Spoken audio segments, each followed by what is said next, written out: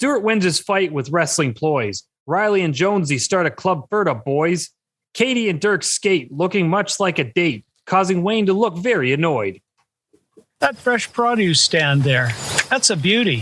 What do you listen to? My favorite murder podcast.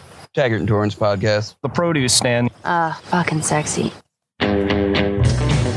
It's Wine Wednesday, and that means we are once again hanging out at the produce stand, a podcast paying tribute to the great Canadian show Letterkenny.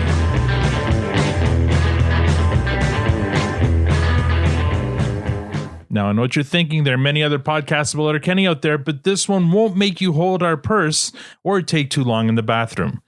I'm Al, your host, and joining me in the room, as always, is the lovely Tanya, and online we have Squirrely Matt and the vacant Victor. Actually, he's not here today. He's in Montreal in Perverts Row at Club Super Sex. Don't believe him about any train museum. And joining us this week, he is the man from Mississippi, a listener, a frequent contributor in our Twitter DM group, a patron of the podcast, and a good guy. He's a really good guy. Please join me in making some noise for Trace. Wondrous. Oh my god. Oh my god. Oh my god. Wait. Oh my god. Oh my god. I regret nothing. Welcome back to the Produce Stand, Trace. Good to be here. How are y'all? We are doing all right. We are alive.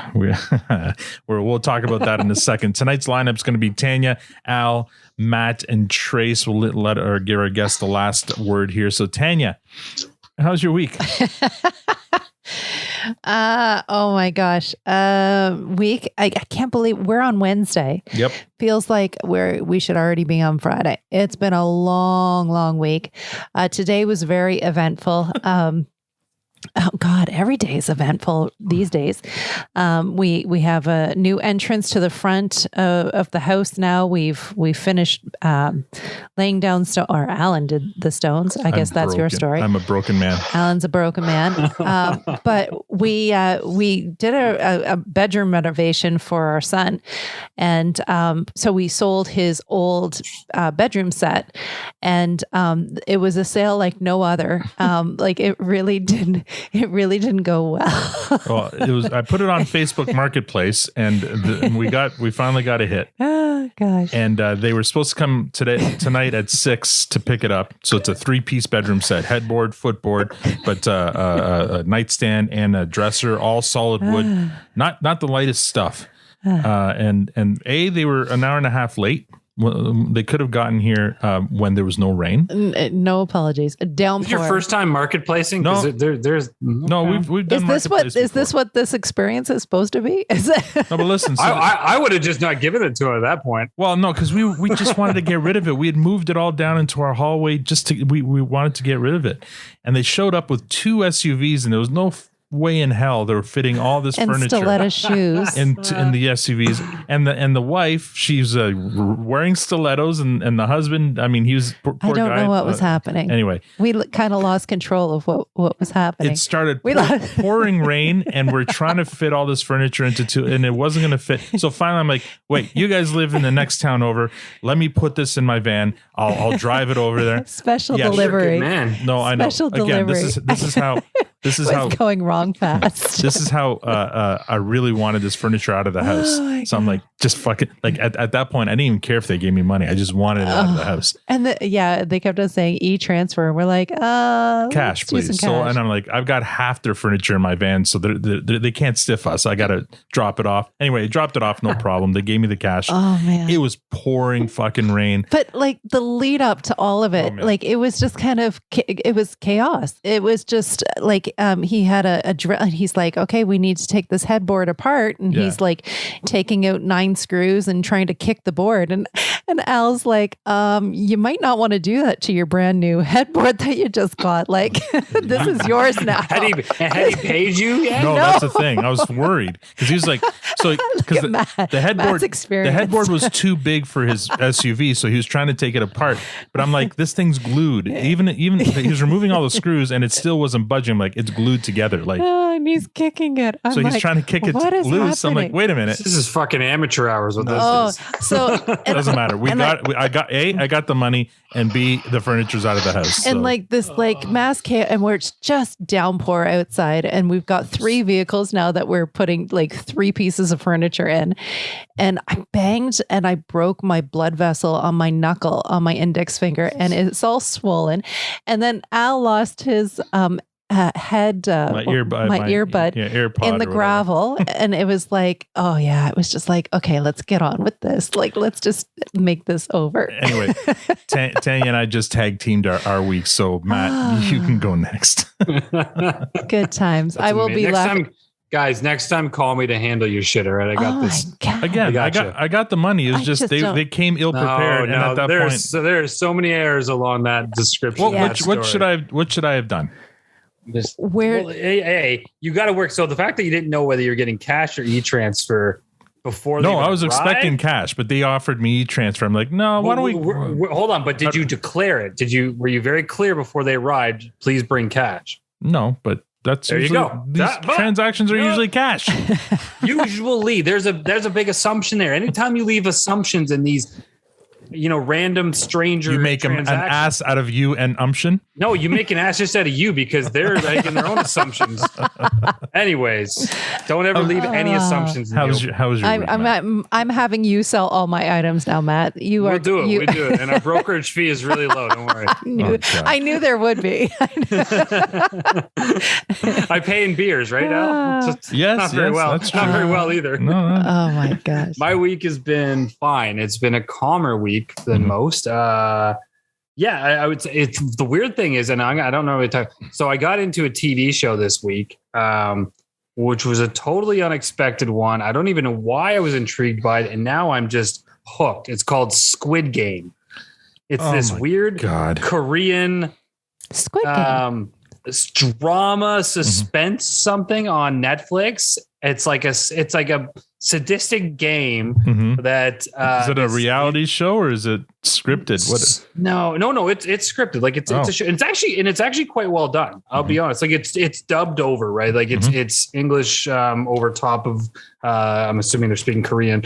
Anyways, it's like a story of this somebody or group that have brought together a group of very desperate people and have convinced them to volunteer to take part in a series of games for huge money. But the games are they're very deadly. Like it's fucked up. But anyways, it's quite well done. And even Jen's like, she's kind of in the background. What the fuck are you watching? I'm like, I don't even know. And she keeps sitting over and I'm like, do you want me to turn it off? She's like, no, it's okay. And we're just like into it because there's much more there's weird layers to this story. Like it's not just one of those little sadistic game stories and that's it. It's a series. So there's a whole show. You're not the first one to brought that up. Oh, really? I saw some. I read somewhere else. Somebody else tweeted about this. It's oddly intriguing and quite well done. It's dark. Don't get me wrong, but I've been hooked on that. So I'm about halfway through the series, and I can't wait to see where it goes. So is it like a game show? Yeah. Well, not even a game show. It's not like it's being aired anywhere. It's like I don't know. I don't want to give too much, but essentially, it just seems to be some sicko with a bunch of money who's pulled this together for his own enjoyment. It's not a reality show. Oh, it's not real. No. It's a fictional story. Yeah. They're legitimately killing people in this show. Oh, like kill. Oh, gotcha. Yeah. No, it gets dark and messed up. So, anyways, I'm enjoying that. And then I'll say on a positive because that's a very dark side. I found out my parents are coming to visit in a few weeks, and I have not seen them since 2019. So, that's amazing. My God. So that's pretty cool. That's awesome. We sorted that out. So. Yeah, they're out in Nova Scotia, and obviously the pandemic is throwing a big wrench into everything. But finally, things are calm enough, and travel is kind of back up and running ish. And so they're driving down in a few weeks. They're driving. Yeah, they're driving. Nice. They're bringing a whole bunch of stuff. I don't know. Anyways, so it's pretty exciting. Again, it's been almost 2 years. When I last saw them was just after my youngest son was born, and he's turning 2 next month. So yeah, so that's good news. What a great family reunion that's going to be. Fun. Yeah. Awesome. Amazing. And they're staying with you, I guess. Sorry, I'm choking on beer. Yeah, I'm a mixture. So they're staying with my brothers in town here, myself for a bit, and then some friends for a few days. So cool. So yeah, nice. It's gonna be good. What was that game that we used to watch where they tortured people? Distraction. No, not that. That one was funny. That one is a good good. If you can find it, it's hard to find. It's an English game show. Yeah. The other one where they tortured people. It's like Saw? no, Hunger Games? Flink. Oh yeah, no, Yes. that's nothing compared. This is like they're legit killing people. Yeah. Trace, how have you been? I have been good. I have been good. Just, it's been pretty boring, actually. I mean, wake up every day, do the same thing, go to bed. Yeah. Matt had me thinking, I started, everybody's been talking about it on the DM group, but I've started watching Reservation Dogs. Oh, I haven't watched it yet. I checked out a bit of the first episode. I want to watch that. Yeah. It's really, really good. Yeah. But it's one of those, the funny parts are really funny, but there's also some brutally sad parts. Yeah. They just go back and forth between them. Yeah. Yeah. I Interesting. watched the first half of the first episode. I just haven't had a chance to get into it more. But I'm like, it was not what I was expecting at all. But I was a same deal. I'm like, I'm in. Like, I'm going to give this one a chance because it looked good and it had a good vibe about it. I mean, it's kind of sad, but yeah. I hear. I mean, can it deal is Horn is in it, or at least for an episode or something, or is she a regular cast member? Tannis. She was she was in an episode, and that's ultimately what sold it. Sure. For me. I was like, yeah, I'll probably check that out. You know, T.O. Horn's in. Well, we're going to start now. Yeah. Nice. Cool. Well, she's also in another one called, if you're familiar with it, it's called Wayne. I think it's on Amazon Prime. That one's a messed up show. It's called Wayne, ironically, because T.O. Horn is in it. And it's about this kid from Boston, and he's got violent tendencies, and it's just a really messed up, weird show. It's not a comedy at all, but it was pretty good. I enjoyed it. Yeah.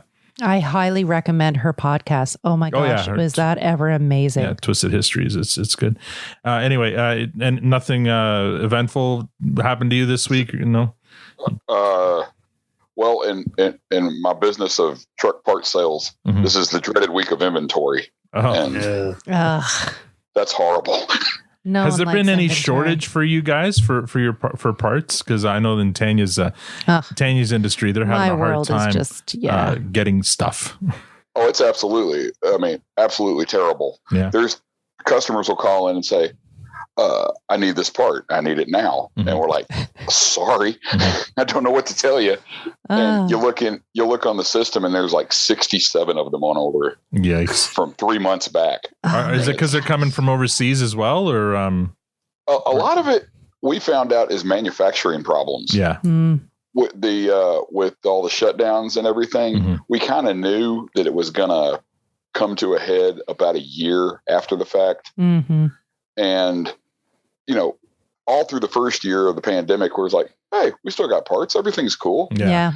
But finally, we ran through all those, and the shutdown supplies that didn't get made.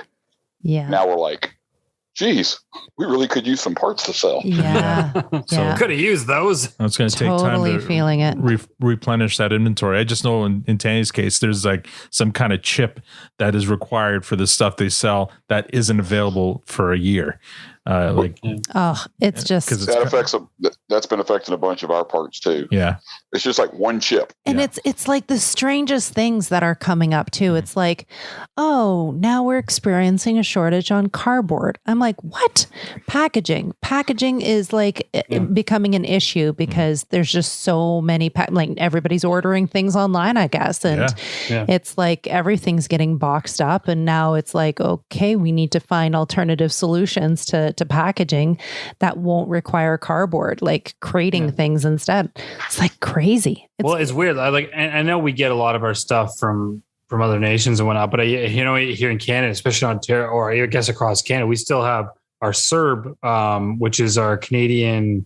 I can't remember what it stands for. Anyways, it's the benefit that Canada offered people who were out of work and stuff during COVID. It was like, I think it's like $2,000 a month.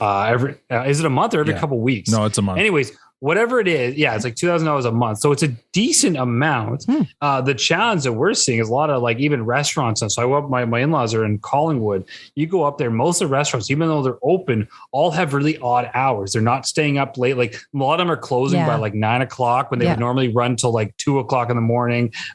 They're opening late because they don't have the staff. And then one of the biggest reasons you hear about is there's this uncertainty about if I go back to work for the restaurant, are we going to stay open? Because there's these open, close, but also they're like, I'm getting $2,000 a month, even though it's not a lot of money, but it's enough to, is it worth the risk right now? So people aren't going back to work. So they're riding out this benefit till it's going to end soon. So I think there's going to be an influx in people going back to work. A lot of people are just staying up. There's definitely a labor shortage right now up here. Like there's lots of jobs and not enough people to work them. I saw a post the other day saying, if you're not working right now, it's because you don't want to, because there's plenty of work. Absolutely. So it's weird. And once CERB ends, once we're out of the pandemic and CERB is over, I'm sure we'll see a flood of people coming back and that's inching forward, I think.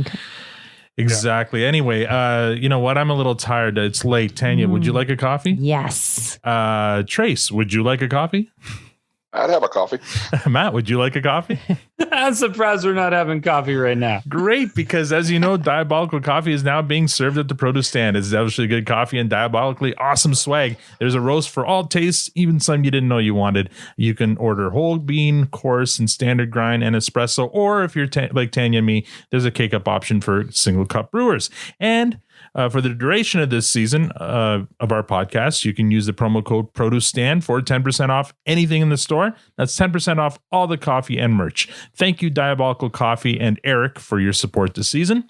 And speaking of support, welcome to new followers. We have 5 new followers this week. Kathy from Wisconsin, Big Brian Energy from the Purple Palace, Cookie Von Haven, Kenton Martz, and Brian Tan from Pittsburgh.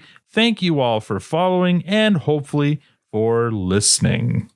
Previously on Letterkenny. Last week, we recapped and reviewed episode 3 of season 8, The Rippers. That episode got a fresh rating from all of us, except big surprise Victor, who gave he's not here. Gave it a clearance. According to our scientific Twitter poll, I suck because apparently I didn't post one last week. I actually posted it, I believe, yesterday just to get a rating because I completely shut up. One Matt, job. I had more than one job. Anyway, I was really busy last week and missed posting the poll. So moving furniture and shit. Yeah. Laying brick and whatever. Anyway, tonight we recap and review episode 4 of season 8, Ferda. Tanya, have you done your homework? Yes. I've done my homework. Matt, have you done your homework? About 3 minutes ago. Oh, man. And Trace, have you done your homework? Yes, I have. Of course. Too much judgment in your voice. Get to the chorus. All right, we open with Wayne, Squirrely Dan, and Derry in front of the barn having shots. Squirrely Dan wonders why the Hicks taps twice after his shot. Wayne responds, "Tool do ya?"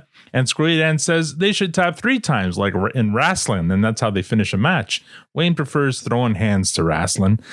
Derry asks Wayne if he likes sports entertainment, and Wayne says he's got a wee bit of time for that. The Hicks go on to name their favorite wrestlers.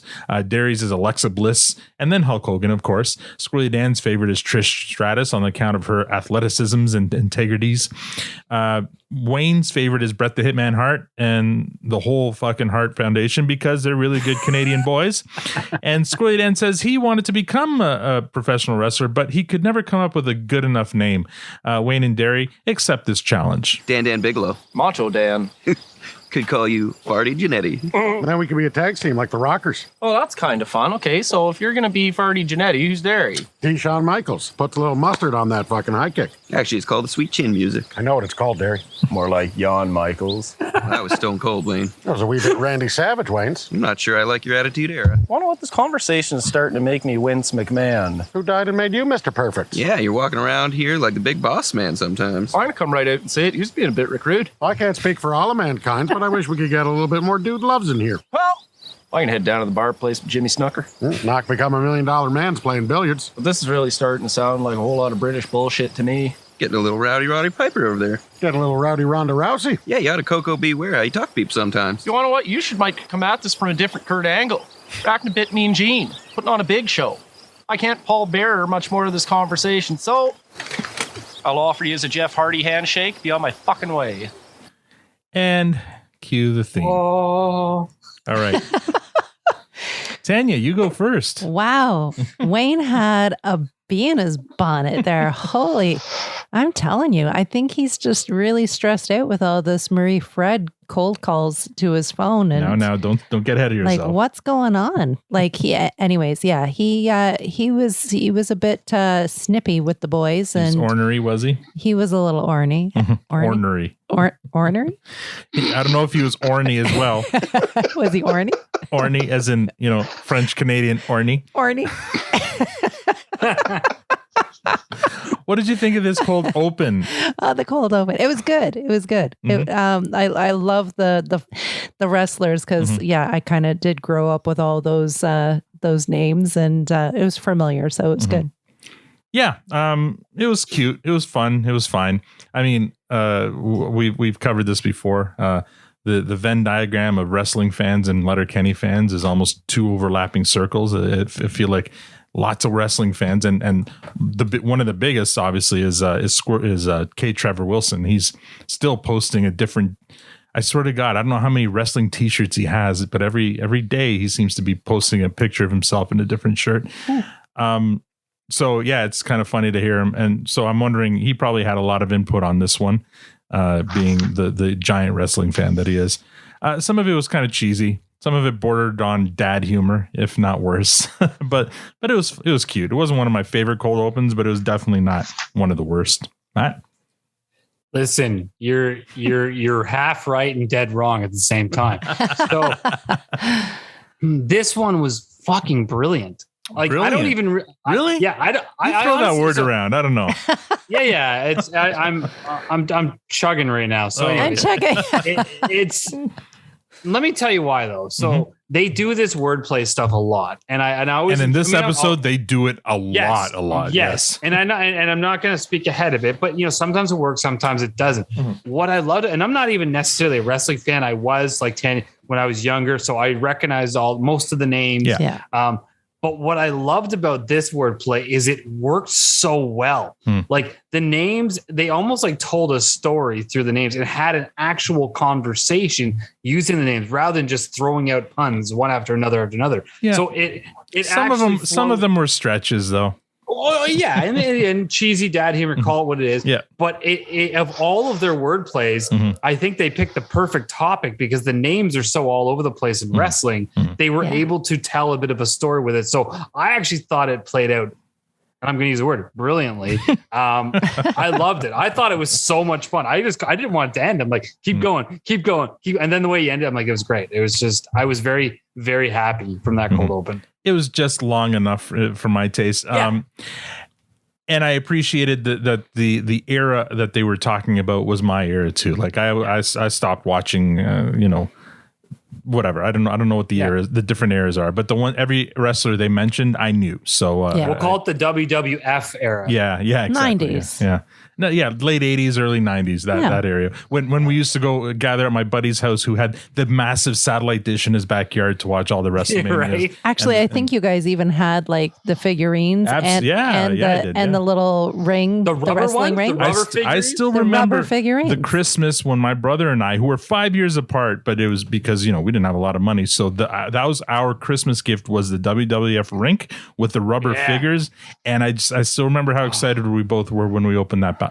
I think I don't know what it was. I think it might have been Instagram or Twitter a few years ago. I went to someone's house, and if love me, I can't remember who. And they had a whole collection of those rubber figures. I literally picked them all up, put them in my lap, took a photo, and it was just like happiness. Like these stupid rubber wrestlers made me so fucking And it was happy. so weird. I wonder how much those things are. You couldn't move their arms or legs or anything. No. They were frozen in that, and usually they weren't even frozen in a good pose for whatever move they're known for. It was they're ridiculous. It was stupid. Yeah. Sorry, Trace. What do you have to say about this cold open? Well, as a proud native of Memphis, Tennessee, I love wrestling. Yeah. Probably as much as I love Letterkenny. And I love the crossover.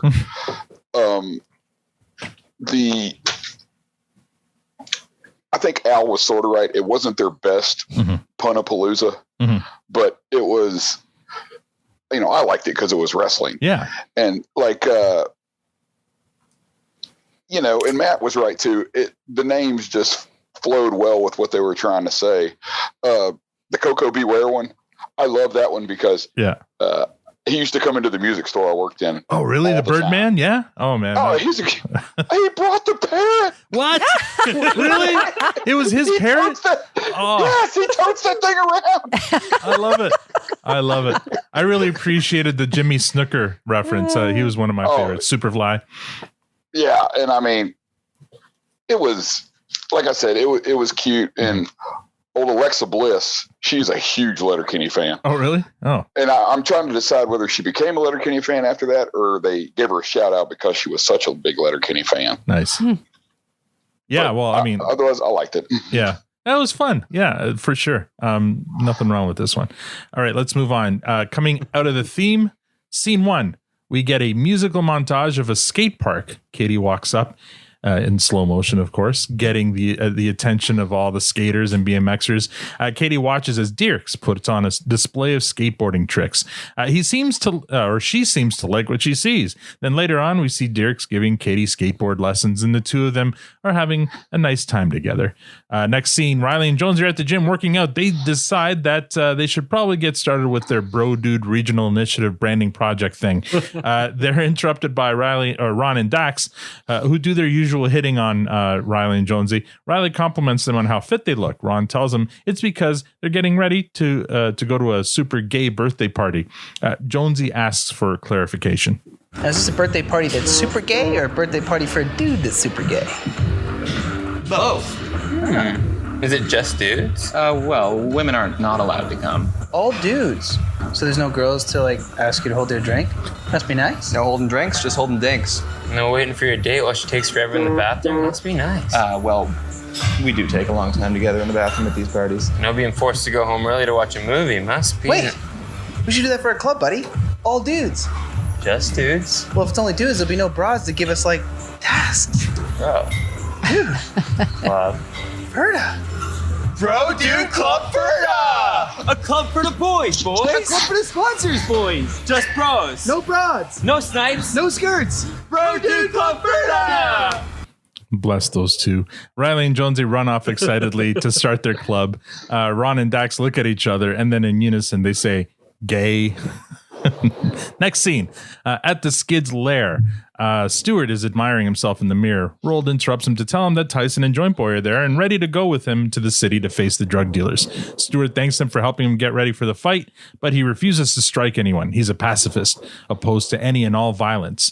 Joint Boy asks him how he's going to win the fight. Stewart says he's been marathoning WrestleManias and learning a bunch of new moves. Joint Boy doesn't care. He just wants to get going before they hit rush hour. Stewart demonstrates by lifting Rolled over his shoulder and demonstrating John Cena's attitude adjustment. Tyson warns Stewart that if he tries that shit in a real fight, he'll knock Stewart out himself. Joint Boy implores Stewart to take this seriously. This dealer threatened his life. Stewart assures them he's ready. So is Rolled, but Joint Boy tells Joint Boy and Tyson tell Roll to stay out of the fight. He doesn't belong anywhere near it, and they finally leave for the city. Next scene, the Hicks are at the produce stand. Katy joins them. Squirrel Dan asks if she had a good trip stateside. Katy responds in the affirmative, saying, "Yeah, it was very cool, very nice." This comment does not sit well with Wayne.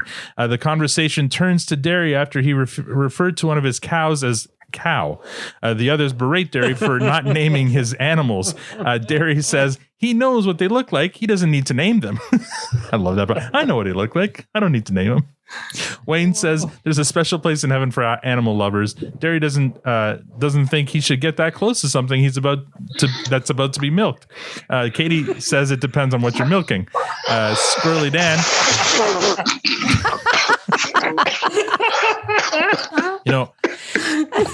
I rewound. Oh, this is why we love you, Trace. Sorry. I rewound that scene to see if there was any reaction from Wayne when she said that, and there wasn't. He just sat there stone face, which was too bad because I would have loved some kind of reaction to that. Skradan says that giving animals names is the most fun part, so they proceed to name Derry's cows. Calcium Clyde. Milk and Lauman. Jack Blackcoats. Do you just name all the animals you encounter? Oh, I think it's pretty fucking obvious you're leaving a good time on the table if you don't. Even pigs? Not many good times you've had naming pigs. Countless good times naming pigs. Love naming pigs. Like, I'm surprised we're not naming pigs right now. Kevin Bacon. Piggy Pop. The Notorious P.I.G. The Pig Lebowski. John Ham. Hamlet Anderson. Beto Pork. Ham Rockwell. Hammy Hagar. Genu Swine. Porker Posey. Jason Bourne. See, most of those were good. Derry bets they name all the ducks in their pond too. Wayne says if Derry wants to exclude ducks, he doesn't want to know them. I bet you name all the ducks in your pond too, eh? Derry, if you want to exclude ducks, I don't care to know you. Oh, didn't I just say that? Duck Showalter. Uncle Duck. Feather Locklear. Duck Bill Clinton. Whoopsie. Quack Morris. Quack Nicholson. Quacker and Zeta Jones. Nickel Quack. Mad Quacks. Fury Road. Quack Klansman. A Spike Lee joint. You get them all in a group. You call them the Mighty Ducks. Oh, man. Derry's joke falls flat. Next scene at McMurray. So hold on. Oh, yeah. Well, you know what's funny is I can only assume that Derry's joke fell flat because he just stated something obvious. Like Yeah. you said, the Mighty Duck. But they let Wayne get away with John Hamm. Yeah. And Kevin Bacon. And Kevin Bacon, yeah. And Kevin Bacon, which were just stating a name. There's no wordplay. Yeah, fair enough. think- Well, it's just not very funny either. I mean, of all the ones they state, the Muddy Ducks. I get you. That's lazy. That one's lazy. All right, next scene at the McMurray residence. Reilly and Jonesy are trying to recruit McMurray to their all boys club. The McMurrays do their usual over sexual act. At one point, Mrs. McMurray shoves an entire banana in McMurray's mouth, causing him to gag. Mrs. McMurray loves sucking produce, especially with vodka, but she takes exception when Reilly and Jonesy inform her that they were there for McMurray, not her, because there were no girls allowed in their club. Who's cancers? You can come into this cunt's kitchen and tell her she can't join your club because she ain't got a cup. Well, kinda. Everybody needs three things: booze, ice, and women. Hallelujah. And since you two seem to have none of the three, sounds like the shittiest club I ever heard of. So beat it. And take your cans of boy juice and shove them up your bleached ass. Did she say bleached ass? She did. The bleached assholes. Next scene, the Skids. All right. I'll give you guys a moment. The Skids and Tyson and good one. Okay, next scene. The Skids and Tyson and Joint Boy have made a roadside pit stop on their way to the city. The four of them are standing side by each, pissing at the side of the road. Stewart is still talking about wrestling moves, so Tyson and Joint Boy give Stewart a bit of a pep talk about how hard he's worked to get to this point. Stewart thanks them for their help, and that's when we get a bit of a heartwarming moment. Well, we're proud of you. Stewart. You're proud of me? Yeah. You're sticking up for yourself and your girls. Fucking snipes. You got some nuts taking this on. Takes a man to put this amount of work in somebody who believes in. Nailed it. So, go get him, kid. Make us proud. Oh. That means a lot. Coming from you two, it's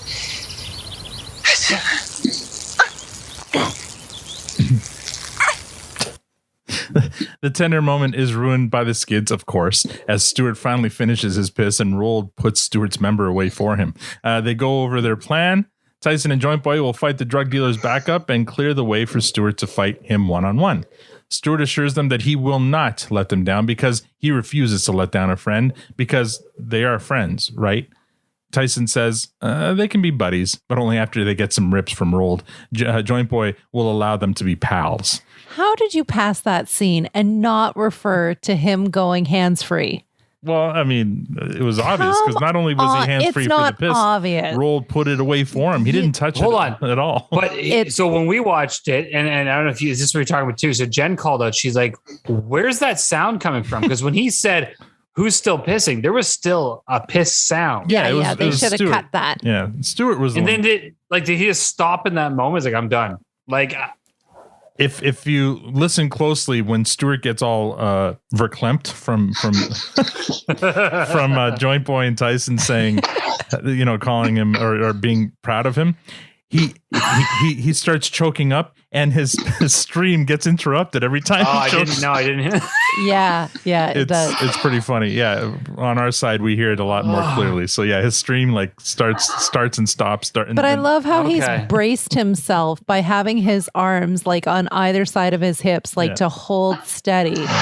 Hands free. He's a fucking tripod. That was confidence. I'm telling you that ASMR level of the P sound, it's just like it does not let you miss it. No, for sure. And once again, we have a scene, and Letterkenny loves this. I don't know. I mean, They Trace, love growing that up, scene. do you remember ever, like stopping on the side of the road and lining up with your buddies to take a piss, like side by side by side? Like I feel like that's not something that happens, but maybe it happens in Letterkenny. Maybe in a bathroom, but it's always looking straight at the wall ahead of you. But outside on the side of the road, I mean, I've done it before, but we'd be in opposite ends of the car or whatever. We wouldn't be like, that's true, elbow to elbow. Yeah, I've never been in a lineup. A P lineup. Not just admiring the view or anything. I know, right? And especially if a guy was standing there with his arms on his hips, like just peeing in the wind, like, wouldn't that be a little difficult to have a conversation with somebody with like? Well, they obviously were undeterred because they were having like a heartwarming moment. And I know. You'd have to really reference like the whole. What was the movie with the long pee? Austin Powers. Oh, Austin Powers. Yeah. Yeah, you would have to reference. They're gonna say A League of Their Own. No, A League of Their Own. What? Did that one happen? Yeah. Yeah, thank you. He knows what's up. He walks in the women's dressing room, walks straight to the bathroom, and just goes for 5 minutes. Oh, wow. And they're all like looking at him in the distance going, what the? That's the first time they meet the coach. Okay. He walks in. Yeah. Nice. At least one of us caught the reference. Well, I haven't watched that movie in forever, so I don't know. I'll have to watch that again this weekend. Love that movie. Yeah, it was not a good one. All right, here we weekly go. Occurrence here. Moving on to scene 7, back at the produce stand. The Hicks are still on the naming animal conversation. Derry is still not having any of it. Why do you have to go anthropomorphizing them? So you can just toss out a reach for the top word like that. Yet your first meal of the day today was graphics. Outstanding. Where does it end? Rodents? Do you have names for rats? I saw Rat Jennings just this morning. Yeah, I seen Rat Williams too. Every morning I say hello to my barnyard friend Emily Radikowski. Rat Damon. Rat Dylan. Rat LeBlanc. Rat in the Hat. Rat Benatar. Ratty LaBelle. You know what, Derry? I call bullshit on you not having warm feelings for farm animals. Seem to remember you naming the pony at your super soft birthdays every year. Don't bring Pony Danza into this. Okay, as long as you don't forget Pony Hawk. Or Pony Romo. Pony M. Pony Mitchell. I miss Pony Curtis. Yeah, I think he was in the pen with Pony Bennett. I love the Pony Danza. I usually look this up, but I forgot to look it up. So reach for the top. Trace, are you familiar with that reference? No, I was going to ask y'all. Yeah. I thought it might have been a Canadian show. Yeah, it is. It's a Canadian quiz show. Formerly, a long time. Like it's a long running Canadian quiz show that originally was hosted by Alex Trebek. So before he went on to Jeopardy, he was he hosted Reach for the Top. I think Reach for the Top is still running now. Yeah, I don't remember that. Yeah, it's CBC or something like that. I don't know. I look this up and give you guys more details. I apologize. I did not have time this week. One job. One job. All right, scene 8. The Hicks. Sorry, still the same scene. The Hicks run out of beer and are about to go into town for more, but not before one final animal named Jag. This one's for the birds. Crow Pesci. Scarlet Crow Hansen. G.I. Crow. Blue Jay Baruchel. Fraser Crane. Steven Seagal. What about Robin Williams? I kind of miss him. Too soon. I love every time Derry tries to join in, he just messes it up. They were right on this one. They're damn right. Yeah. Oh, goodness. Scene 8. At Modine's 3, Reilly and Jonesy approach Dickens at the bar to recruit him for their boys' club. So you're telling me I'm not going to be seeing Katie, Krista, Kathleen, Claire, Chloe, Camilla, Claire, Catherine, Caroline, Carla, we're looking at Casey and Caitlin. How you doing today, my lady? Don't you just want to have a party with your bros, buddy? Dickens. Say, you fellas ever go on these dating apps? It's no slim pickings for Jim Dickens. I've got dates coming up with Marley, Marlena, Mary, Meg, Magda. We're looking at Melody, and how about Marley? Maya, Madeline. We're looking at Michelle, Michaela, Mackenzie. We're looking at Maggie, me. I think I got something to say to you. Well, think about all the things you won't have to put up with at the Bro Dude Club, Ferda, like paying for 2 bills or holding your gal's purse. I love being on dates, holding purses, holding doors, holding myself accountable for all that I do. Being a men-only club is so hard. Can I just say, I feel like Dickens is missing an opportunity going through Tinder alphabetically. Because all the women's names he's spouting out is like they all start with the same letter. So he's going through it all. It's like, maybe switch it up a bit. Go randomize. Next scene. Where are we here? They're interrupted by Glenn, who's working at the bar, but now he's also working a couple of billiard balls in a pint glass very seductively. He asks if he can join the club. He's got ideas. Okay, next scene. Scene 9. The Skids arrive at the nightclub in the city. Ali and Bianca are working at the bar. They have a long, inane conversation about disguising ordering drugs by ordering pina coladas, only subbing the first letter for their drug of choice. So Cina colada would be for cocaine, Ina colada for ecstasy, LSD colada for LSD, PC pina colada, and so on and so forth. Next scene, back at Modine's 3, the Hicks are at the bar. Wayne gets a call from Marie Fred and ignores it. Reilly and Jonesy walk up and try their Bro Dude Club pitch to the Hicks. It does not go well. It's pretty gay. Wait. Yeah. Can't says that. Well, here's the thing, though. Well, I can say whatever I want. Yeah, but you're not supposed to say gays when you mean like stupids or something. Well, that's awfully presumptuous, Squirrely Dan. Yeah, I'm fairly certain that's not what he meant, Squirrely. Yeah, you gotta stop being so squirrely, dude. Yeah, look, if I see something that is by definition gay... What's your definition to gays? Male dicks penetrating male butts for pleasure's sake. Sound definition, good buddy. For swinging dicks, yeah. Then I can and will call it gay. I don't know, good buddies. Well, what say I see male dick penetrating a male butt consensually for pleasure's sake? Certainly I can say that's pretty gay. Fair's enough. Are you calling us gay? Nope. Good answer, bro. But your club is super gay. You want to come say that to my face? You're such a walnut. Oh, I don't know. I don't want to put anything in stone here. I just think I'm well within my right to assume that these two aim to fuck some dudes up the ass in this all-male club of theirs. Which is totally fine. I have no problem with it. Checks out. Oh, man, I did such a number on you two. Just then, Ron and Dax walk into the bar, interrupting Reilly and Jonesy's pitch, and invite the Hicks to join them at their super gay birthday party. The Hicks are in. So are the McMurrays and Dickens. Reilly and Jonesy give up their club. Final scene, a musical montage. The drug dealer and his cronies arrive at the club. Tyson and Joint Boy spring to action and take care of 2 of them. But then unexpectedly, Roll takes another guy down with a beer bottle to the knee and then jumps on him like a feral monkey and proceeds to gouge his eyes out.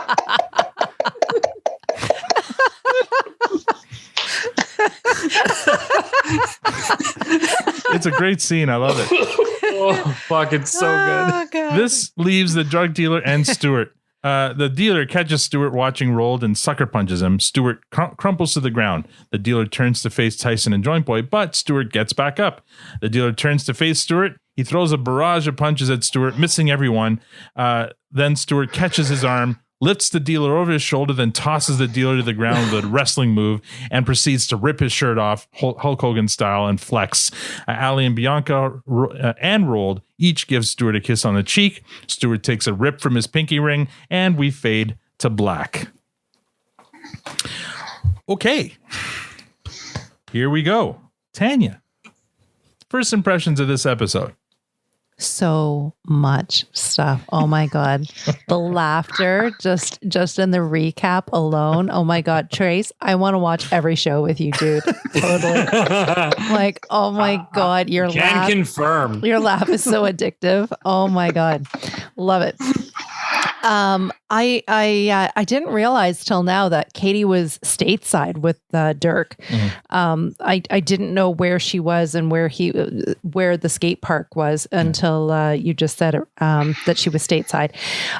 So that was interesting. And I love when she came back to the produce stand and in the I guess in the tunnel in the back through the portal. Through the portal. When she sat down and she what did she say? She said very something. Good, very cool. She was asked how her trip was. It's a very good, very nice, very cool, whatever. Yeah. And I think I saw Wayne roll his eyes, right? Yeah, he did react to that one. He didn't react to the milking comment, but he reacted to the Dierks comment for sure. Yeah. Okay. So do I say it now? So this kind of and I have no reference as to what was in this episode and what was in previous episodes, because as I commented last week, we watch it with subtitles on. So I do a lot of reading during the episode. So I'm like, okay, you know what? I want to see what I missed last week. Can you take the subtitles off? So I got to, and I'm like, and Trace is going to be on today. So I need to see all of Stewart's visual delights and react and react to it. And oh my God, I'm so glad I did that. Cause I was like honing in on the centerpiece of Stewart, and oh my gosh, so freaking funny. And I don't know what was in this show anymore because I keep on thinking about all those other ones. But so distracted by the D. I was so distracted by the D. Laughing, so funny. It has to be a prop. Anyways. Of course it is. Anyways. So the whole naming animals, I thought that was really clever. Again, it's just repetitive from the cold open. They do the same thing over and over again. Cold open, they did the naming and then the naming of the animals. Dickens and his whole, they call him Dickskin, and then he replies back Dickens. Yeah. And oh my God, cracks me up every single time. Best line of the entire episode was holding myself accountable for all that I do. When he oh my God, it killed me. It killed me. I loved it so much. Anyways, and Glenn playing with his balls. Oh my God, on the bar, the billiards. I was dying. I'm like, oh my God, what is that man doing now? Anyways, Reilly and Jonesy, though, I feel like a mama bird to them, and I feel like I need to protect them. I think they've been hit one too many times into the boards and they suffered some damage. And I feel bad for them still. They keep on getting everybody picks at them and makes fun of them. Well, they bring it on themselves every once in a while. And this one here, they're very fixated on having to hold women's purses and drinks. Listen, they're passionate. Whether they're right or wrong, they're passionate and genuine about the things they believe in. I feel bad for them because it's just an idea that they have, and they get picked on for all of these they have no support from anyone. Yeah. No one supports them, and I feel bad for them now. Yeah, I think stupidity has its own sort of level. So there's a point where you're like, you're just a fucking idiot. But then there's a point where they hit empathy, where you're like, they're so dumb, and you're like, it's kind of cute, and I want you to be happy and do well, but you're just so dumb, and it's hard. So I think that's where they are. Give them like a nudge on the chin and say, "Okay, they mean well, buddy. Like you do that. Like if you think that's a good idea. Like I want to be in their corner now. Like I think at the beginning I thought they were dumb and stuff, but now I'm just like, oh, you poor fools. They're sympathetic and dumb. Yeah. You just want someone to save them from themselves, right? I feel like they need somebody in their corner. I want somebody in their corner. I hope future episodes they have like a cheerleader. Yeah. There you go. We'll see. Yeah, this was a fun episode. I mean, so the 3 storyline, I mean, it was 2.5 storylines. I mean, the Hicks, I wouldn't call that a storyline. They're just hanging out and riffing on animal names, which was a lot of fun. I actually enjoyed the animal name stuff more than the wrestling stuff, even though like I was a wrestling fan, and the animal stuff was a lot better. So that was fun, and just kind of return to old Letterkenny again. Like 2 straight episodes now, I think, of kind of classic Letterkenny.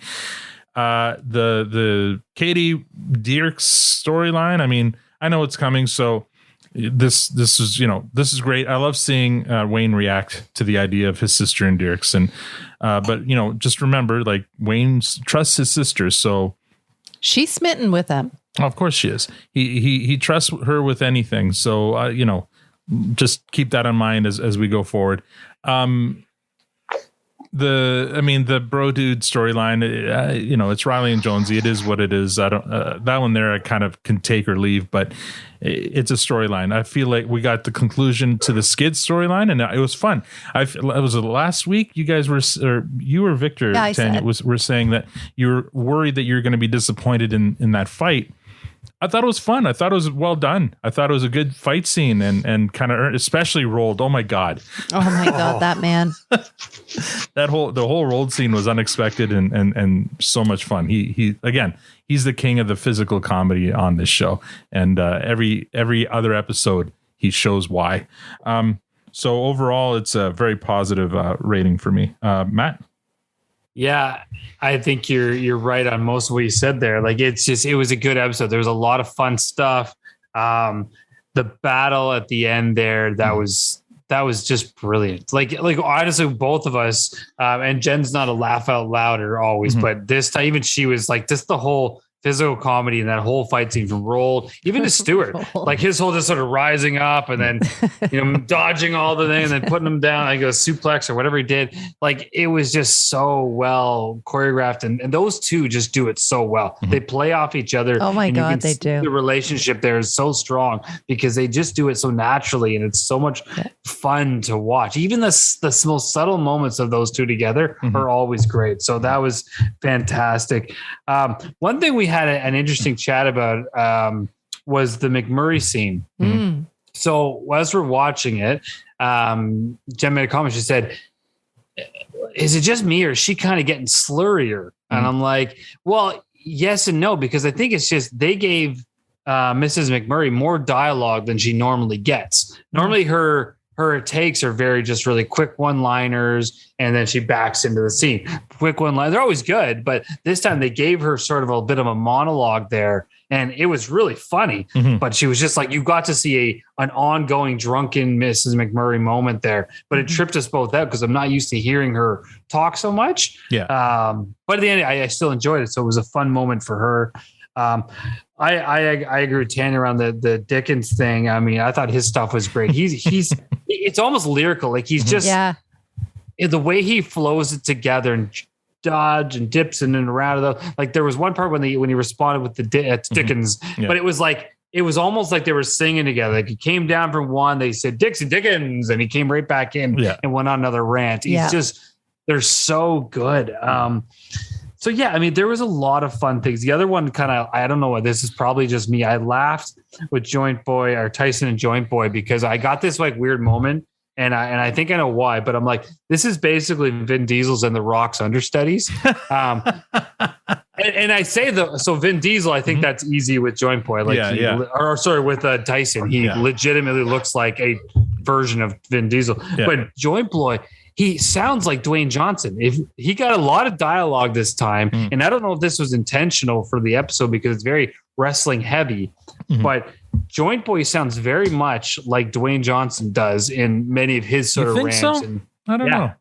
Listen to it back and then watch The Rock doing, especially his The Rock thing, right? Yeah, because The Rock is very charismatic, and I find like the Joint Boy actor isn't. He's fine for what he does. I don't find him to be a very good actor. That's not what I'm saying. Yeah. And don't get me wrong. The Rock, I actually think The Rock is fantastic. Dwayne Johnson, all the work he does is fantastic. I'm not saying that. I think they sound alike. There's something in their tone that even when you were playing it back and I couldn't see him for a moment, I thought Dwayne Johnson. So I don't know if that was intentional, give him heavier lines, but no, it was a pretty fun episode. I really, really appreciated those scenes with Tyson and Joint Boy and Stewart. I really liked them giving him the praise and having him react to receiving that praise from them. I thought it was a really cool kind of unexpected exchange there between those guys. And even like you almost, they almost care about the skids, because even when Rold and when Rold was saying he's ready to fight, they're like, no, you stay out of it. Like they're like being his big brother, like you stay out of this, as if like, you'll get hurt if you try. So just don't, stay out of it. And do you think that played into why he went so like maybe buck wild, because he was tired of being put down the whole while? He's like, I'm in, and he just went crazy. See? Gouging his eyes out. That was dirty and awesome. Oh my God. But see what happened? Like a little bit of support. Like remember, Stewart is always the one that Wayne is going after, that Squirrely Dan and Derriere. Like they're always attacking him and putting them down and stuff. And like a little bit of support from Joint Boy and Tyson. This is what Reilly and Jonesy need. There you go. Yeah. But I think in their case, Rold responds well to negative encouragement, meaning sit the fuck down. He's like, I'm going to step up. Whereas Stewart really thrives on that positive reinforcement. Yeah. Right. Trace, what did you think? Best thing I've heard tonight is Feral Monkey. Feral Monkey. Well, come on. It's what he looked like, isn't it? Like exactly. Oh God, his face.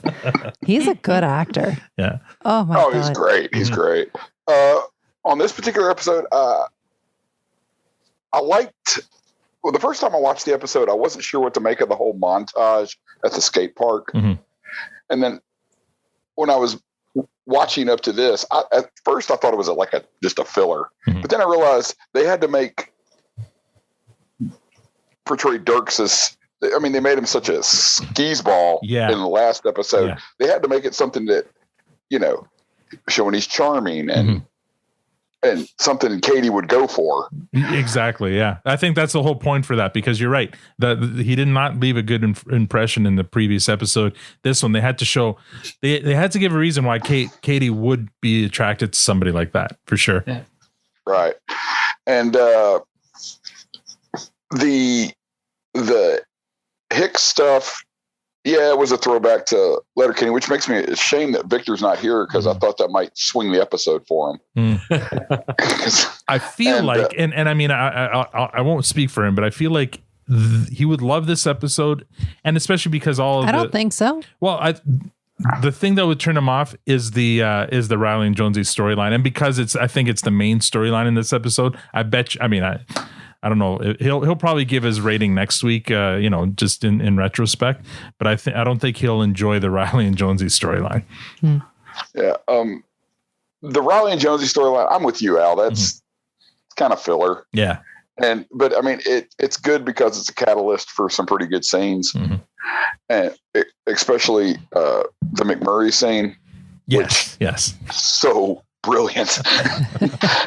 I'm like you, Matt. Give that woman a 5-page monologue. I just want to hear her do it, because it's so good. Some people overplay drunk when they're acting, and at first glance you would think she would, but it flows so well, and her and McMurray play well off each other, and it's just a great scene. Yeah. And some may say she overplays drunk, but I know that drunk. So it's oh yeah, exactly. It's totally accurate. Seen it plenty of times. Oh my gosh. The Tyson and Joint Boy thing, that was cool, and it gave, new insight into both Tyson and Joint Boy. But for all of that, I know y'all talked about their preparation, but Stewart and Rold are just a well-oiled machine. Really? They always know where the other's going to be, and they're always there. And it's hard to imagine that scene being done any better because of those two. And it's just great.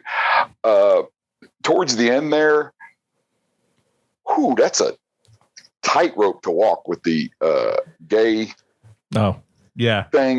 And I think they walked it well.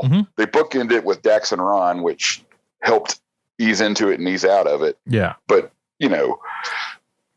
Wayne's made a lot of good points. How much of that, all that stuff to say that is intent. And, just his explanation thereof was like, it's kind of hard to argue with that. Mm-hmm. Yeah. No, I mean, I think he was right. Like it is intent. The intent, like I think it was it Katy who said you're not, or no, it was Squirrely Dan who was lecturing Wayne, saying you're not supposed to use the word gay when you mean dumb or stupid or whatever. It's like, but that's not what he was saying. He was being descriptive, not pejorative. He was being descriptive. He's like, exactly. No, that club sounds like it's a gay club. So for sure. Any other points? That's about it. I'm with y'all. It was a really fun episode. All right. Well, we'll move on to ratings then. Tanya, what do you give this one? It's got to be a fresh. Yeah? Yeah. Oh, interesting. Okay. Fresh it is. I mean, for me, it's an easy fresh. I think this is probably the best episode of this season so far, maybe of the last 2 seasons. It's a lot of fun, and I really enjoyed all of it. Yeah, it's definitely a fresh, and that fight scene did not disappoint. I know there's a lot of complaining that there's a lot of build up to it and stuff, but I think in the end it was a great kind of climactic ending. It's just it seems a little strange though that we're only in episode 4 of this season and they've already tied up that.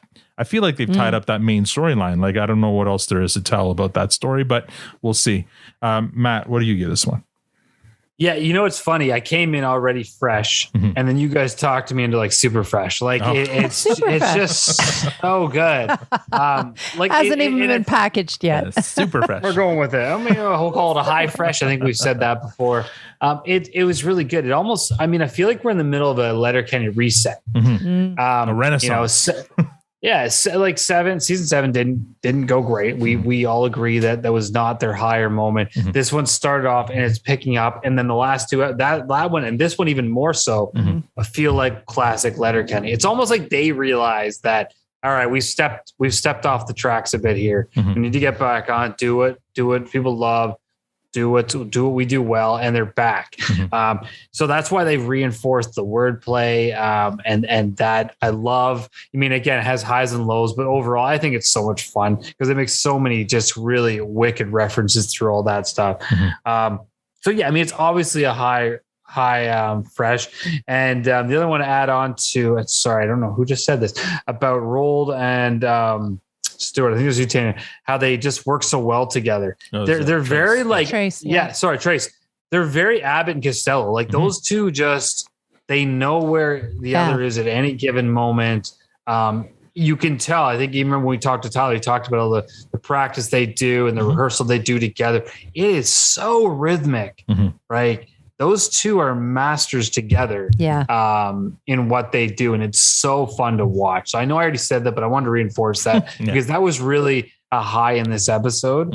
But no, it's an easy fresh. Similar to Stewart and Rolled, I know that Reilly and Jonesy, those 2 actors spend a lot of time together working on their stuff too. The difference is they don't have a whole lot of physical stuff to do. Sure, but a good point. A lot of their stuff is the quick dialogue back and forth, which is probably, I was going to say the timing. The timing is probably more complicated than Rolled and Stewart, but not. But now that I'm thinking back to some of their conversations regarding either video games or different types of music, no, I think they're probably on par. Different subject matters, but yeah, I think those 2. Playfair and her, they also spent a lot of time honing their relationship. They just don't have a lot of that physical stuff that Tyler and Evan Stern have. So Trace, what rating do you give this? This was a strange one because I did not remember this being as good as it is. I mean, when Al was asking me which episode I wanted to do, I was like, you know what? I want to do a bad one. I remember you saying that, and then you picked this one, and it was like because he goes, he told me the ones he had available, and he said Ferda, and my first answer was, yeah, that's a dog shit episode. I want that one. And then I'm watching it back, going, this is so much better than I thought it was. And I mean, it was good. I mean, I think, like Matt was saying, I think it's come to the point where they've found the right balance between the Letterkenny motif that's got them this far and their desire to have season-long arcs. Right. Yes. I mean, the last couple of seasons, I think they jumped headlong into the story arcs and then, forgot what got them here. Right. And now they've stepped back into their wheelhouse and use that as the base for everything else. But watching it, I was just, everybody was on their A game. Yeah. And I just thought it was so well done. And that more so than anything, that entire episode, an entire half of it, of its success and its humor is all based on timing. I mean, a lot of the things they say aren't, if you read it on a page, not inherently funny. Right. But just that the way everybody's zipped in and out of each other, it was like, that's nice. I like that. Yeah. And so for me, it's a fresh. Excellent. Well, you know what? Since Victor's not here, you are. Oh my God. The deciding vote. Oh my God. Wait.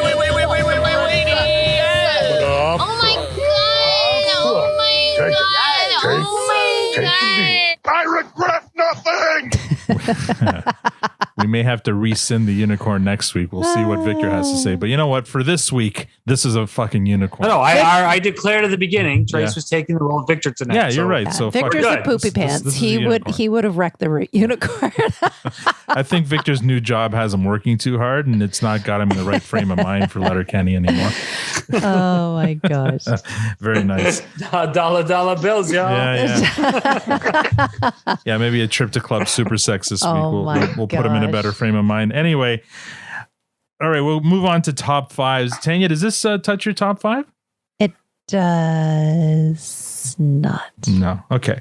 It doesn't touch mine either. My top five is pretty solid. There might be an episode or two coming up that might challenge it, but it won't be this one. Matt, how about you? Yeah, I know it doesn't touch five. It's close. It's a good one for sure, but no, I think my top five solid as well. Trace, I can't recall if you've ever given us your top five. I don't expect you to rhyme them off your top of your head unless you have them written down. There. Oh, he does have a list. Look at that. There's all right. the list. Well, I gave it last time, but looking back over it, I was like, dang, like 3 episodes after the last time I was on, got in there. I mean, really? My first one's still Baki Bish. My number 2 is Dick Slip Out. That's such a good episode. Yeah. Number 3 is Valentine's Day. Number 4 is The Heeks. And number 5, and I know nobody likes this one, I love Nut. I thought that was hilarious. Whatever. To each their own, right? Yeah, I mean, that's great. If we all agreed, this would be a boring podcast. Awesome. All right. Let's see. Oh, MVPs now. Next. Who is your MVP, Tanya, for this episode? Oh my God, that is so hard. That's a loaded. There's so many like star moments, like Dickens and his whole thing, and Stewart and Roald. Oh my God, I love them. And oh my God, it's just there's so many. I really, that's hard. That is, I hadn't even thought of it. Oh, I don't know. I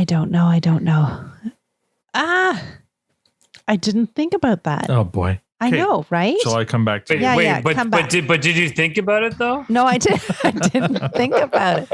All right. Okay, mine's easy. We'll come back to you. Okay, mine's easy. Mine's Rolled all the way. I mean, he's I keep on choosing Rolled. I can't choose them. Yeah, okay. Well, but you mentioned another one that you really enjoyed too, so you could always go with that. But anyway, for me, it's Rolled. Just even for that last scene, but even all the little things that he adds to every scene that he's in. I mean, he can do so much. He's the feral monkey. Yeah, he can do so much just with a simple start and the way he says it, and the timing of when he says it. It's just it's hilarious. So my MVP for this one's Rolled. Matt, I'm going to agree this time. I think I've held back and given Rolled the MVP on several occasions, but I think he earned it this time. There's just so many good moments, and he really is a fucking rock star on this show. So he gets the MVP for sure. Well, I mean, he does so much heavy lifting, even in this one here, where he helps Stewart put his member away after the piss. I mean, there's heavy lifting right there. Trace, who's your MVP? Rold was good. I loved Rold. I know where you're going. Dickens was good too. No, Mrs. McMurray. Yeah, all the way. That was like watching art. It was like that was amazing. Goodness. Bleached assholes. That was a good line, eh? Now, I didn't even catch that until the playback here. I'm like, oh, that's funny. Now, I haven't watched this show yet. It's in my queue, but every time Melly Scarafano is on Letterkenny, it reminds me that I want to watch Winona Earp, I think is the name of the show. Have you watched this show, Trace? I've seen a couple episodes. And?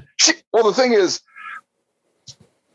you go into it wanting her to be Miss McMurray. Right. And she's not. Yeah. Okay. And she's not, but quickly you realize she is such a good actress. Right. I mean, she is so good. Yeah. Is she the main in that show? Or is she? She's Winona. Nice. Yeah. It's in my queue. I really want to watch it. It looks really interesting, and she's in it. So it's all the more reason to watch it. So Tanya, we're back to you now. Okay. So I've thought about this. I keep on giving it to Rold, and yes, he was totally awesome. Loved the end there, but I'm going to give it to Dickens because that is my. That's your line of the episode. It is my favorite line. Oh, that reminds me. It is my favorite line. I don't know if any of you guys caught this, but at one of the last few scenes where Reilly and Jonesy finally admit that the Bro Dude Club idea was a bad idea, and they're standing there with Dickens is there. It comes in behind. Yeah, Dickens is behind them, and when they do the fist bump and the explosion, Dickens motions that he drops something in front of them. I don't know if that was supposed to signify a mic drop or something, but he does kind of like a weird action in between them, and I'm like, it looked like maybe he was just dropping the mic in front, like between them, but it was kind of fun. So I don't know. Next time you watch it, pay attention. It's fun. Every time you watch the show, you catch something new, right? Because everyone's doing something different, right? Even Connor and Darian, I think Danny, the silent skids in the back. Whenever you watch, like every time I rewatch something, I'm always paying attention. His thumb. Yeah, they're just doing something weird and wonderful. I regularly see people post online about like Patrick and Danny and how they are so underrated and the comical genius they are in the background. So there are a lot of lovers for those two. Yeah, Patrick just recently won an award or something at a festival for one of his shorts or something. I don't know. Isn't one of his independent shorts anyway? So congratulations there, Patrick. I completely get why people watch this so many times, because you really you see something, and every time you watch, you see something new again. Yeah. Did y'all see on the in the end scene too, where Mrs. McMurray's got her leg up and Dax and Ron are just rubbing on her? Oh yeah. Dax and Ron. Oh, I do remember that. Yeah. At the end, they're equal opportunity homosexuals. They don't. They like them all. Moving on to Guess the Future, and it's only Matt and Tanya here. There aren't a lot of, because the Skid storyline ended. So what are we looking forward to? What do you think?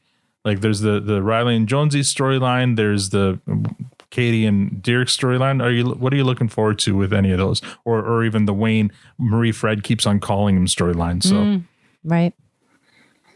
We'll start with Tanya. I forgot my hosting duties for a second there. I thought it was me. I was about to start talking. I know you were, because Al's giving you the eyes, and I'm like, sorry. All right, is Matt starting first? He's just looking what's going on? Cute tonight. Go ahead. There you go. Yeah. I'm obviously the Marie Fred. What's happening with that? Is he going to pick up the phone? Eventually, he's got to pick up the phone. I think that's absolutely something along the lines of either seeing each other or picking. There's got to be a moment where it stops, right? Reilly and Jonesy, I really hope that they have a supporter somewhere in their corner in the future. I just gotta say, I don't know if we're doing another what's your final thoughts or not, but this is my final thoughts. We are, but are we? I'm going to give it now. Okay. They're called future thoughts. Right. Future thoughts. So I just got to say, like at the beginning of all of this, like I recall, I remember back to when Al was watching this Letterkenny show and how dumb I thought everything was and how I just didn't understand any of it. And watching it at the beginning and the season 1 and these skids dancing in a parking lot and like rips, roids, I'm like, what is happening? I'm like, this just, it didn't make any sense. I didn't get what their whole thing was. And I love how they've taken that character and, you know, all of their hours of Roald and Stewart working with each other, and it's paid off. It's like they've become this comedy duo. Yeah, it's become like a main storyline that they've taken through or carried through the seasons. And you know, I love how they've actually become like an actual, like a good story, not just, you know, you never looked forward to the skid storyline, and now you look forward to their scenes just to see what they do. Yeah. Right? Yeah. And even with the Reilly and Jonesy, like all the hockey, and I'm not so into hockey, but even they've taken another storyline from them and you know, brought them into, you know, who they are and you know, they're very lack of intelligence and and brought that storyline. The kids aren't here. You can say stupidity. I know it. They're just sweet. They're sweet, innocent boys that need some guidance. So mom, you're so mom. I know, right? Matt, what are you looking forward to? Any storylines there? Yeah, I mean, they've closed up. I mean, I feel like they've closed up the skid one, so that's fine. The Reilly and Jonesy one, it's funny, but it's not really interesting. So there's really only obviously the Wayne story. What's going on there? What's with the phone calls? And then of course Katy and Dierks. So like, what's going on there? I'm more interested, not even in Katy and Dierks, but Dierks and Wayne and how that's all going to go down. So that's going to be fun. And honestly, you know what? When we keep getting glimpses of, like, we know Glenn has taken a bit of a backseat the past couple seasons, but he's so funny. And this episode, especially when he popped out, I was, like I've said before, I was crying. Like, it was so fucking funny. Him just juggling those balls and like, I'm in for this club. I want them to give Glenn a storyline. They haven't given him really one almost ever. He's always been sort of a sideshow. Yeah, he's any story. Yeah. I want him to get something because his character's so good. I'm wondering if it's by design. He's one of the writers. He's also the director. Maybe he's just too busy and he doesn't want to. Yeah, he's got a lot on his plate. Yeah, I totally get it. Yeah. And here's my question then, or here's the Twitter poll. Like, what would make a better storyline? Shoresy? Like an off show of Shoresy? Like a spin-off. Or of Glenn? Yeah. Like Glenn is multi-talented. Like he keeps on popping up at different venues. He's like the waitress. He's like the ice cream guy. He's like the dating guy. Like he's just everywhere doing he's working everything. All the jobs that people getting served right now can't work. I don't know. Yeah, he's just everywhere doing everything. And I think he would be a hilarious spinoff for sure. Yeah. For sure. All right, let's move on quickly to listener comments. We have a few here. First one here is from Be Free. I think she's a new follower. Prove me wrong. Best Letterkenny episode ever is season 1, episode 4. Wayne is your wingman. She loves Wingman Wayne, which is hilarious considering how low that regarded that episode was by us.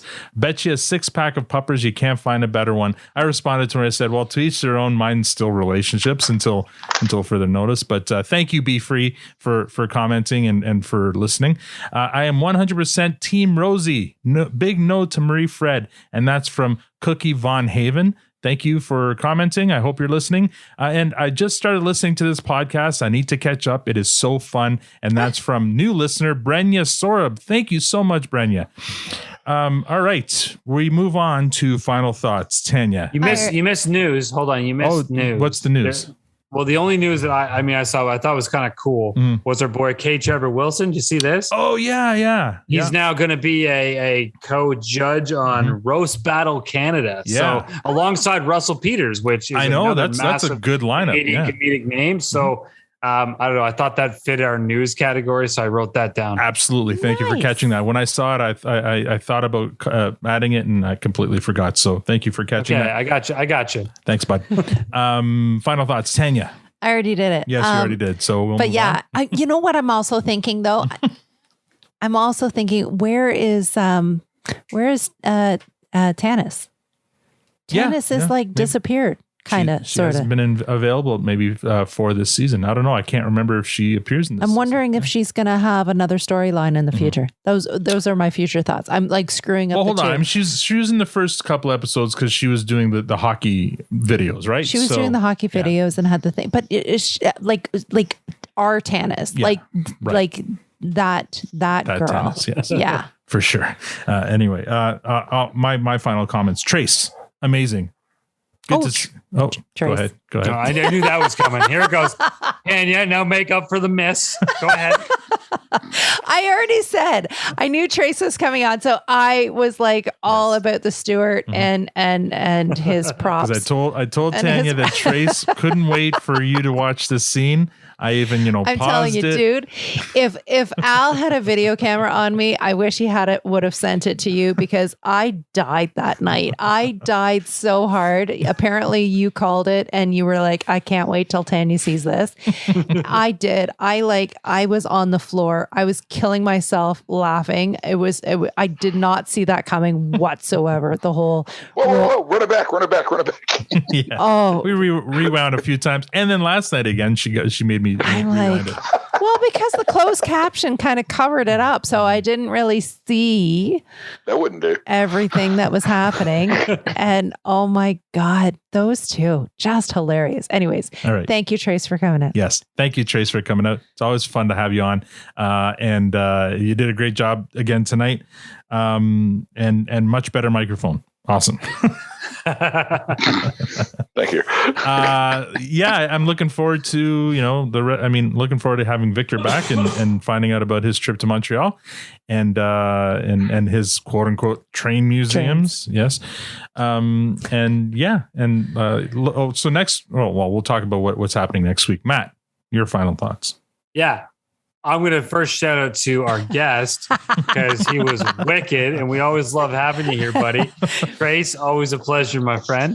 And it's funny. I always laugh. So we have this private DM, which a lot of you are involved in. Mm-hmm. I love it. I read it. I mean, I don't always respond. I'm bad about that. I apologize, but I read it, and it's so funny. And Trace, dude, you kill me. Like some of your responses and just I look forward. Whenever I see Trace, I'm like, oh, this is going to be funny. And I usually laugh, and I fucking love it. So keep doing you, buddy. It's always fun. Mm-hmm. Thank you. And this show, it's let's just keep doing it, man. This is so much fun. Victor, it was trippy tonight. I know. I feel like I realize that I'm the only one who's dodged episodes in being here on multiple times now, because I guess I'm a bit of a DJ, but not having Victor here is the first time I've experienced one of the other of us not being here. You know what, Matt? This is what utter civility sounds like and feels like. It was quieter. I don't know why. And Victor's not even loud.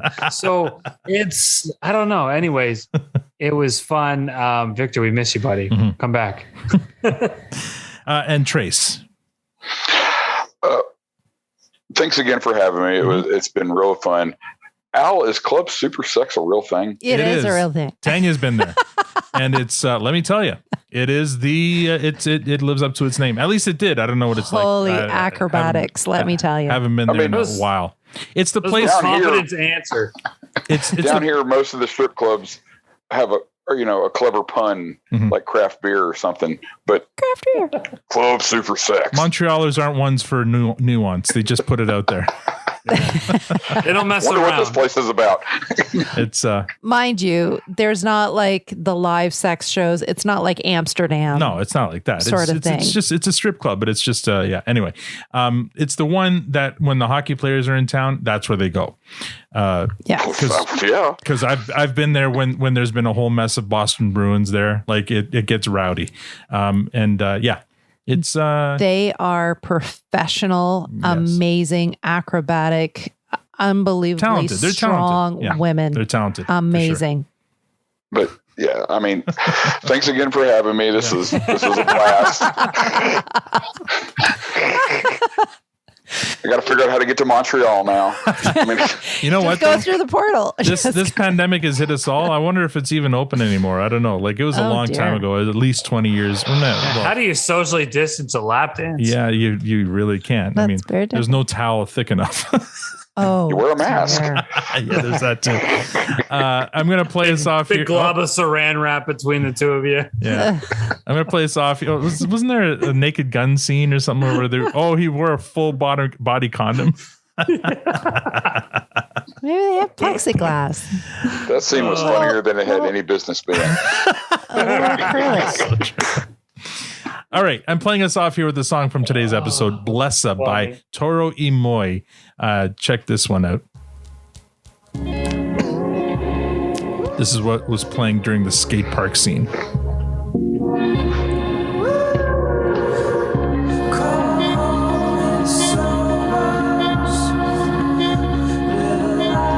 And that's all we have for this episode. Join us next week as we recap and review episode 5 of season 8, Yard Sale Saturday, with our buddy from down under, Melbourne Jack. That one next week will be on Friday night, not Wednesday or Thursday, but Friday, so we can accommodate our buddy Jack, who will be on Saturday. So it's all very confusing, but we're looking forward to having Jack on. I love how Trace just did that. oh, I want a Trace laugh soundtrack. Oh yeah, we'll have to record one. Yeah. Don't forget to give our sponsor Diabolical Coffee some love. They're at diabolicalcoffee.com. Right now you can use the promo code PRODUCEN for 10% off any purchase from their site. If you'd like to support this podcast, rate us on iTunes or become a patron. There's a Patreon link on our site or Twitter profile at ProduceNPod. We're also on Facebook, Instagram, and TikTok at ProduceNPod. Thank you for joining us. Now we're going to a super gay birthday party. On behalf of Trace, Matt, Tanya, and myself, thank you for listening and have a great week.